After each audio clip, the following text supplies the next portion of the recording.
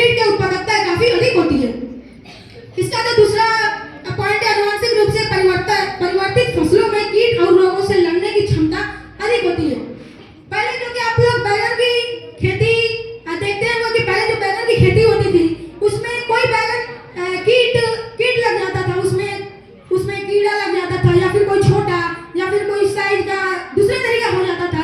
ऐसे में वैज्ञानिकों ने काफी रिसर्च और अध्ययन के पश्चात यह पाया कि उसके जीन में हेरफेर कर दिया।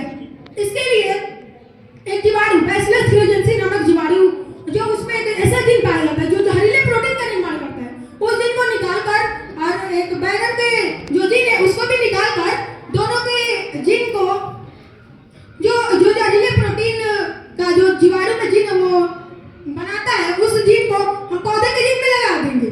तो ऐसे में वैज्ञानिकों ने जब लगा दिया, उसको एक बटर डिश में रखा, उसको वृद्धि और विकास के लिए जितने भी चीज की आवश्यकता है उसमें खनिज लवण इत्यादि जितने भी चीज की आवश्यकता है उसमें रख दिए, और रखने के पश्चात वो धीरे धीरे अपनी संख्या में वृद्धि किया। देखते देखते उत्तक का रूप ग्रहण कर लिया, और ऐसे में देखते देखते वो एक बड़ा विशाल पौधे के रूप में ग्रहण कर लिया। और उसमें जो पौधा आएगा वो पौधा में कीट नहीं लगेगा, उस पौधे का उत्पादकता काफी बढ़ेगी। अगर कोई कीट उसको खाने जाएगा तो उसके गला ही फट जाएगा। तीसरा पॉइंट है, आनुवंशिक रूप से संशोधित फसलें सामान्य फसलों की तुलना में मौसम के मार को अपेक्षाकृत अधिक सहन कर सकते हैं। तो एक बार इधर बाढ़ आया था, तो मेरे घर भी धान रोपाया था, तो उस समय क्या हुआ था कि बाढ़ आया तो पूरा धान डूब गया था। तो उस समय हाइब्रिड बीज मैंने घर रोपाया था, तो उसमें ऐसा हुआ कि वो जल्दी नहीं सड़ा। और वहीं एक दूसरे जो हमारे गांव के एक किताबुद्दीन अंसारी नामक वो व्यक्ति है, वो उनका देसी बीज बोए थे, तो उसमें उनका जो किसान है जल्दी, और हमारा जो खेत का जो धान था वो सड़ा ही नहीं। ऐसे में जो कि सामान्य फसलों की तुलना में हाइब्रिड वो मौसम के मार को अधिक सहन कर सकता है।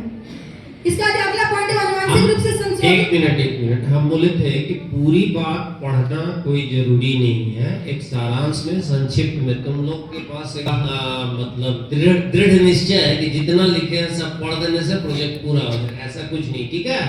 उसको समरी में पता है, क्योंकि हम फाइल पढ़ ही रहे हैं, तुमको सुन ही रहे हैं, कल थोड़ी बहुत बातचीत भी हुई थी हम लोग की, तो प्रोजेक्ट तो हम समझ जाए, ये फाइनल हमारा असेसमेंट होगा कि तुम किस स्तर का बनाए, ठीक है। चलो कंटिन्यू शुरू करते रहो, लेकिन उसमें बहुत ज्यादा रिजिड नहीं होना कि ये पैराग्राफ नहीं बोले, ये नहीं बोले, बीच बीच में अपनी मतलब संक्षेप में अपने बात को कर देना, ठीक है। यहाँ पर देखते हैं ये पेरेंट 1 पौधा है और ये पेरेंट 2 पौधा है। जब इन दोनों में क्रॉस पॉलिनेशन कराएंगे तो कौन सा पौधा एक हाइब्रिड पौधा प्राप्त होगा। इसको समझिएगा सर कि इसको A1 और B1 इसको हम क्रोमोसोम कैसे दर्शाए हैं, और वहीं और इस पेरेंट 2 पौधे में A2 और B2 इसको क्रोमोसोम को दर्शाए हैं। और इन दोनों के क्रॉस पॉलिनेशन के बाद जो पौधा बना, देखते हैं कि A1 का लक्षण इसमें आ गया, A2 का लक्षण इसमें आ गया, B1 का लक्षण इसमें आ गया और B2 का लक्षण इसमें आ गया। और हम इस तरीके से भी देख सकते हैं कि यहाँ पर देखिए, यहाँ पर इसका रेड फूल है और यहाँ पीला फूल है। जब इन दोनों के क्रॉस पॉलिनेशन कराने के बाद जो पौधा बना, इन दोनों का लक्षण इसमें आ गया है। और हम इस प्रकार से भी समझ सकते हैं कि इसको मान लीजिए पेरेंट 1 पौधा, इसको मान लीजिए पेरेंट 2 पौधा। जब इन दोनों में क्रॉस पॉलिनेशन कराने के बाद कुछ पौधा इस प्रकार से प्राप्त होगा कि दोनों का इसमें लक्षण आ जाएगा। इसके बाद कार्यविधि में कृषि के संदर्भ में संकर बीज हाइब्रिड बीज कहलाते हैं, जो 2 या 2 से अधिक पौधे के संकरण यानी क्रॉस पॉलिनेशन द्वारा उत्पन्न होते हैं। संकरण की प्रक्रिया अत्यंत नियंत्रित व विशिष्ट होती है। संकरण वह प्रक्रिया है जिसमें 2 अलग अलग जाति के पादप निषेचन कराकर इन दोनों में क्रॉस पॉलिनेशन कराने के बाद रिपीट हो रहा है, निषेचन कराकर नया उत्पन्न किया जाता है। इस प्रक्रिया को उत्पन्न संतान संकर बीज हाइब्रिड, ये हाइब्रिड बीज है। संकर बीज के इस्तेमाल से किसान कम लागत में कम समय में अधिक लाभ पा सकते हैं। इसके बाद अब मेरे साथी आप सभी को इसके आगे बताएंगे। अब हम सभी ये समझने का प्रयास करें कि हमें हर सीजन नए नए बाजार से बीजों को लाकर उत्पादन करने की आवश्यकता क्यों पड़ती है। तो इसे समझने के लिए हम सरसों के दो बीजों को लेते हैं। एक बीज जिसका कद बहुत ही ऊंचा है और दूसरा जो बीज है उसका कद काफी छोटा है। इन दोनों में ही हमें हानियां होती है। तो क्या करेंगे कि हम दोनों पौधों का क्रॉस पॉलिनेशन कराएंगे। क्रॉस पॉलिनेशन कराने के बाद जो तीसरा में जो पौधा प्राप्त होगा वो अच्छी नस्ल का पौधा होगा और उसमें उत्पादन भी अधिक होगा।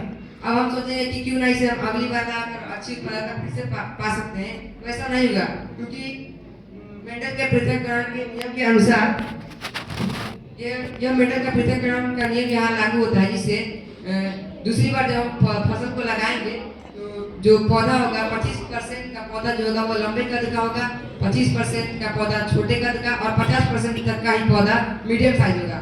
इसमें 50% तक का लॉस होगा। इसके आगे हम मेरे अगले मित्र बताएंगे।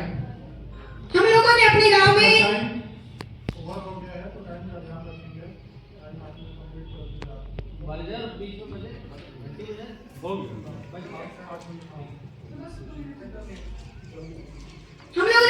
सर्वे भी किया। सर्वे के पश्चात पाए कि हमारे गांव में अधिकतर लोग यानी कि मियां भटकर में अधिकतर लोग हाइब्रिड बीज का उपयोग करते हैं। कुछ ही परसेंट के बच्चे लोग ही देसी बीज का उपयोग करते हैं। जैसे कि यहाँ पर हम लोग रंडाली के द्वारा दर्शाया भी है कि दलहन या दाल वाली फसल इसमें परंपरागत कृषि सिर्फ 5 से 10% लोग करते हैं। वहीं आधुनिक कृषि यानी हाइब्रिड कृषि 90 से 95% लोग करते हैं। और जीएम कृषि के बारे में हमारे गाँव में किसी को मालूम ही नहीं है। चलो 1 मिनट तुम्हारा समय चला गया। सर इसमें हम लोगों को सर चार्ट पेपर का अभाव था तो हम लोग यहाँ पर इसका यहीं पर लिख दिए। रुक जाओ उतना हड़बड़ाओ नहीं। प्रश्न का जवाब प्रश्न से नहीं। चार्ट का अभाव था तो आप बोले हमसे कि एक चार्ट और चाहिए। सर से बोले थे। सर क्या बोले कि नहीं है मेरे पास, खत्म हो गया। नहीं दिए थे ये वाला। तो फिर क्यों नहीं? तो आपको चौथा चार्ट बनाना था, ठीक है। दूसरी बात, ये जो मॉडल बनाया है आप इसको अपने प्रोजेक्ट से कैसे रिलेट कीजिएगा। मतलब इस मॉडल का आपके प्रोजेक्ट से, जैसे आपका वो जीएम प्लांट पे आप काम किए हैं, तो इस मॉडल का कुछ मतलब ये होना चाहिए, संबंध होना चाहिए एक दूसरे से। जब इससे पहले जो भी लोग लाते हैं जो बोलते हैं उसी से संबंध। तो इसमें हमको समझ में एक केवल ये कोट वाला समझ में आ रहा, लेकिन ये घर बनाना और इन पौधों को बना के आप क्या बताएंगे, बताइए। सर एक तक से वहां गए थे सर।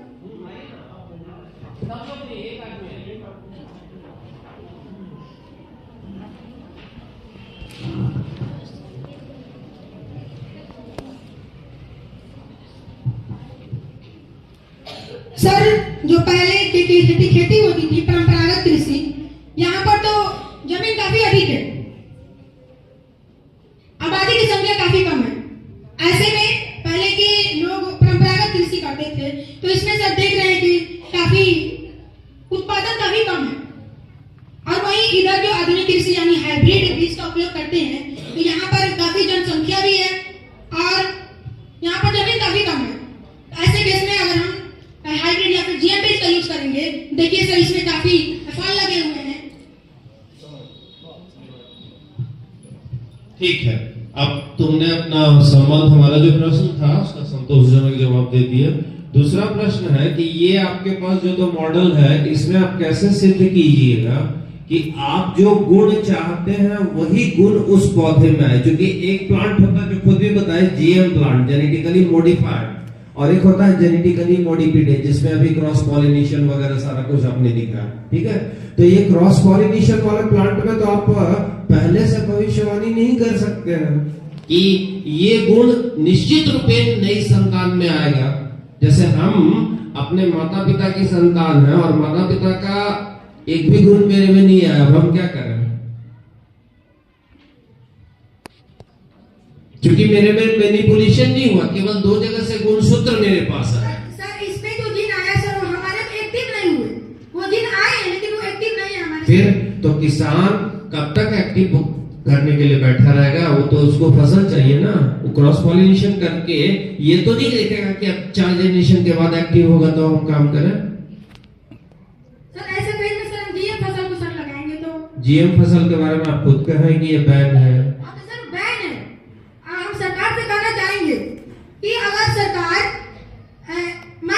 भोजन में इसको अनुमति नहीं देती है, लेकिन ये कोई पेपर है, तो पेपर उत्पन्न करने वाले जो पौधे हैं उसमें अगर हम जेनेटिकली मॉडिफाई करते हैं तो इसमें उसकी संख्यात्मक रूप से वृद्धि होगी और ये आसानी से प्राप्त हो जाएगा सर। बहुत अच्छा, चलो आप कोई प्रश्न नहीं आपके लिए, अपने स्थान पे